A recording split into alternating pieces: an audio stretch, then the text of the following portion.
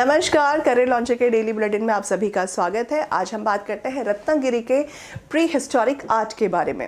तो ये एक प्री हिस्टोरिक आर्ट है, लेकिन कहीं ना कहीं से इसका एक इशू आया है। तो वो इशू क्या, पहले हम उस इशू के बारे में बात करते हैं। तो इशू है कि जो कुछ एक्सपर्ट्स हैं, एनवायरमेंटल एक्सपर्ट्स हैं, कॉन्जर्वेशनिस्ट हैं, उन लोगों ने अपना कंसर्न रेज किया है।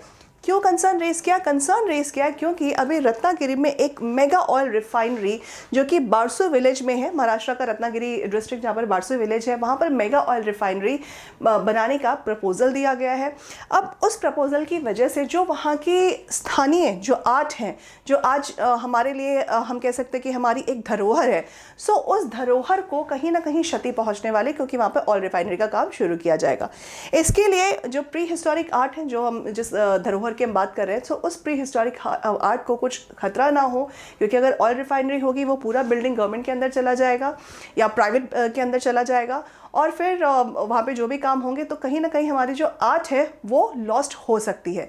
इसके लिए वहाँ के एनवायरमेंटलिस्ट और कॉन्जर्वेशनिस्ट ने कुछ कंसर्न्स रेज किए। तो ये एक पूरी इशू है।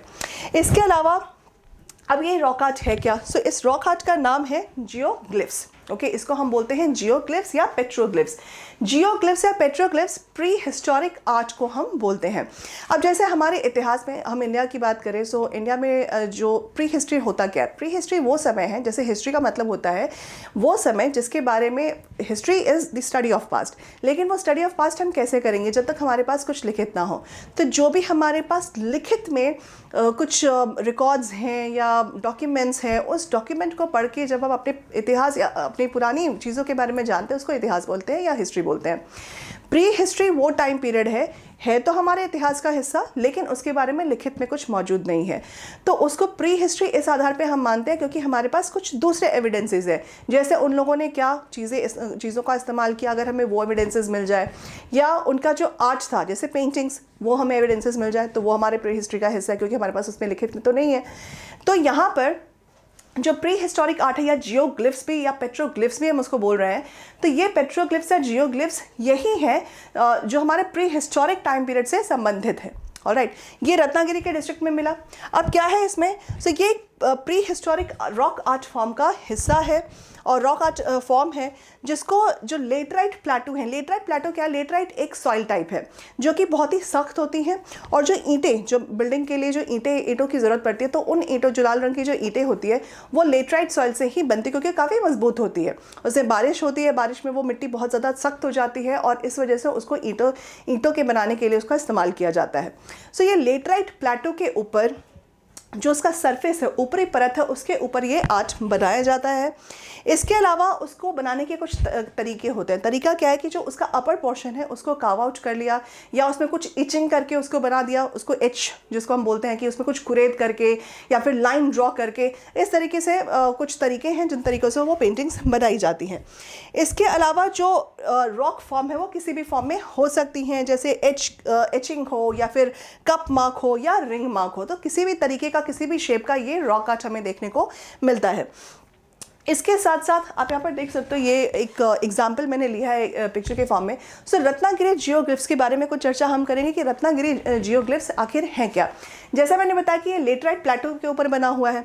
सो जियोग्लिफ्स जो पेंटिंग्स है वो एक तरीके से हमें रत्नागिरी में पूरे क्लस्टर्स में वो बनी हुई है, मतलब बहुत सारे बड़े जो लैंड एरिया है, उन लैंड एरिया पे आपको बहुत अलग अलग तरीके के कुछ पेट्रोग्लिफ्स मिलेंगे या जियोग्लिफ्स मिलेंगे, जो all throughout Konkan coast line में ये स्प्रेड है, जो कि महाराष्ट्र और गोवा का हिस्सा है, और तकरीबन 900 किलोमीटर तक उसका वाइड स्प्रेड है। मतलब अब सोचो 900 किलोमीटर तक हमें एक लंबा पूरा एक बेल्ट मिलता है, कोंकण बेल्ट या कोस्ट लाइन आप कह लो, जहाँ पर हमें ये जियोग्लिफ्स देखने को मिलती हैं। इसके अलावा ये जो लेटराइट रॉक्स हैं वो पोरस हैं, मतलब उसमें पानी सीप इन हो जाता है, और इस वजह से ज़्यादा पानी के जाने की वजह से काफ़ी सख्त भी हो जाता है। इसकी वजह से वहाँ पे कार्विंग आसानी से हो जाती है उन मिट्टी पे, और इसमें यह भी देखा गया कि काफ़ी बड़ी मात्रा में इस पूरे कोंकण बेल्ट में इस तरीके की मिट्टी का विस्तार है। रत्नागिरी डिस्ट्रिक्ट में तकरीबन 1500 ऐसे स्पीशीज़ ऑफ आर्ट हमें मिले हैं, जिसको हम जियोग्लिफ्स कह रहे हैं, जिसको वहाँ पर जो स्थानीय भाषा है उसमें कटल शिल्प भी बोला जाता है, कटल शिल्प भी कहा जाता है, जो कि तकरीबन 70 साइट पे हमें इस तरीके की कटल शिल्प हमें देखने को मिली।